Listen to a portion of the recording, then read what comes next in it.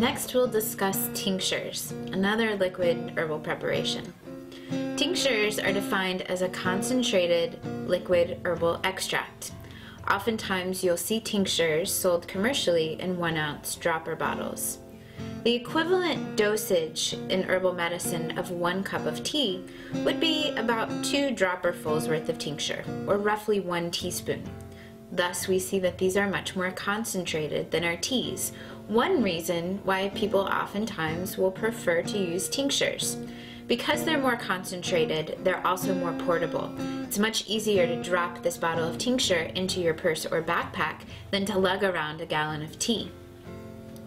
Tinctures also have a longer shelf life because of the liquid into which the medicine is extracted.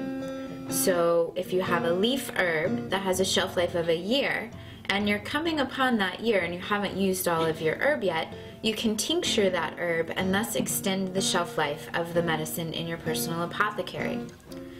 Also, tinctures, because they're concentrated, can be administered more frequently when people are dealing with an acute illness. For instance, if someone's experiencing a flu and you want them to have a dosage of herbal medicine every half hour or every hour, it's much easier for them to take a few droppers full of tincture than it is for them to constantly be drinking down cup after cup of herbal tea. Tinctures are prepared using 2 main ingredients, a solvent and a solute. A solute is the plant material whose chemicals you are extracting out and into your tincture. It's defined as a substance which is extracted into a solvent. So then we have our solvents, our other main ingredient, which are the liquids which are extracting the chemicals out of the plants and then preserving them. There are 3 main types of solvents that we use when preparing a medicinal tincture. The first is alcohol. Any type of alcohol can be used. Vodka or brandy are common choices for herbalists, but you can even use grain alcohol. The main rule is to use an alcohol which is at least 80 proof.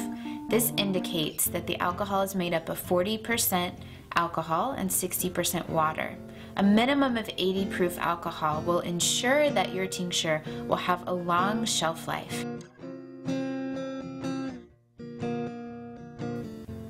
A second common solvent used in the preparation of medicinal tinctures is apple cider vinegar. Apple cider vinegar has a shorter shelf life than alcohol, but still extracts a good quantity of medicine out of your plant material and makes a great alternative for those who don't wish to consume alcohol. A third common solvent used in the preparation of medicinal tinctures is vegetable glycerin. Vegetable glycerin is a sweet, sticky substance derived from vegetable oil. Oftentimes, herbalists will blend their vegetable glycerin with distilled water, about half and half, to give a good consistency for a sweet tincture that will preserve for several years. To prepare your tincture, start with a clean, preferably sterilized glass jar. You may wish to start with a pint-sized jar or smaller when you first start to make your tinctures, and once you find formulas that you know you'll use often, you may increase to a quart-sized jar.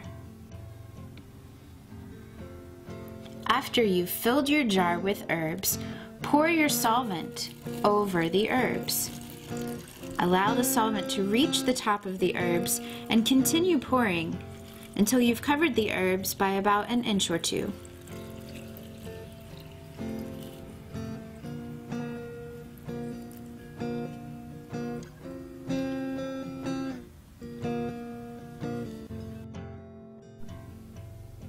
Next, seal your jar with a tight-fitting lid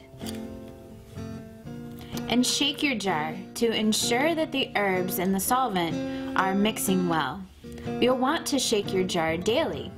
Oftentimes herbs will rise to the top or sink to the bottom, and by shaking or agitating your jar daily, you'll ensure that the solvent continues on a daily basis to extract constituents out of the plant material.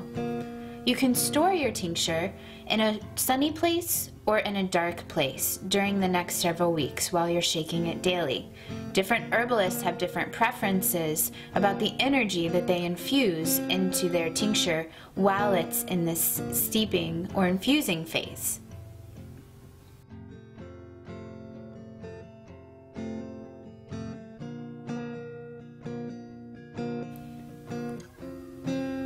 After your tincture has matured for a period of 4 to 6 weeks, it's time to strain it.